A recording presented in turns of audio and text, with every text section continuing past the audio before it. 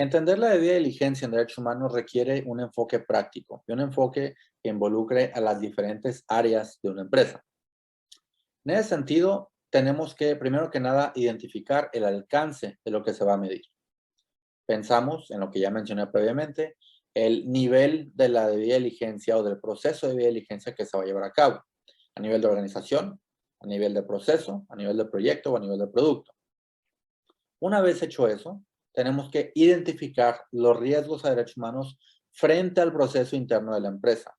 Y eso involucra cada paso de la debida diligencia en derechos humanos. Encontramos, como ya mencioné previamente, que existe la evaluación de impacto en derechos humanos, existe también la adopción de medidas de seguimiento, existe también la parte de comunicación a partes interesadas y la presentación de informes al respecto. Aquí lo importante es entender todos los elementos de derechos humanos y cómo pueden ser afectados en cada fase del proceso de la empresa. Lo anterior requiere varios elementos importantes. Primero que nada, un trabajo previo de escritorio en el que se puedan identificar los alcances de ese proyecto, el contexto específico en el que actúa la empresa y los potenciales riesgos a derechos humanos a los que ella puede contribuir directa o indirectamente.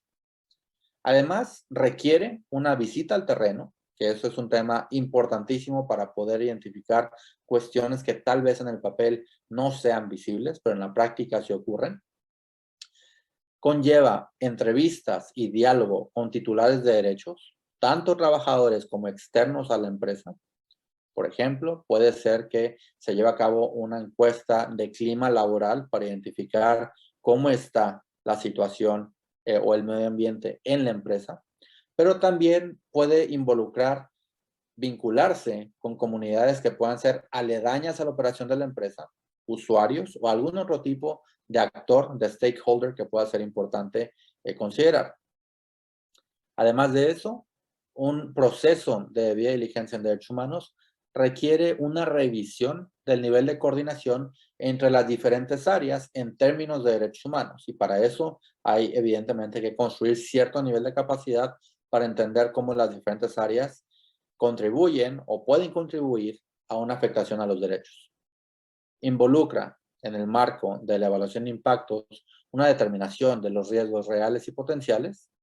Y cuando se trata de riesgos reales, tiene que llevar a cabo medidas de mitigación y reparación, es decir, situaciones que ya estén ocurriendo o hayan ocurrido.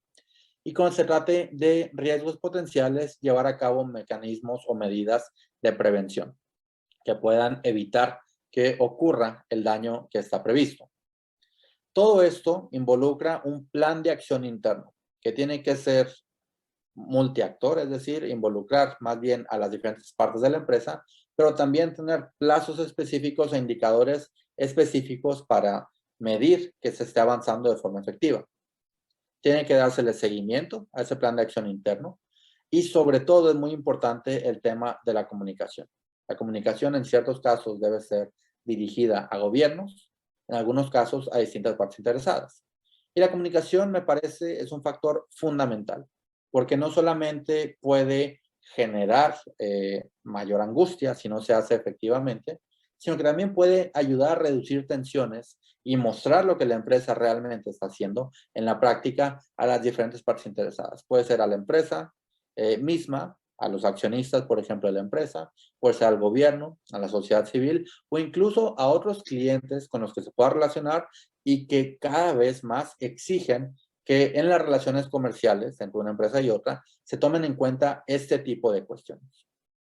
Todo esto es muy importante para la puesta en práctica de la debida diligencia en derechos humanos y obviamente no es algo automático, es algo que se va refinando y reforzando conforme se lleva a cabo con mayor regularidad.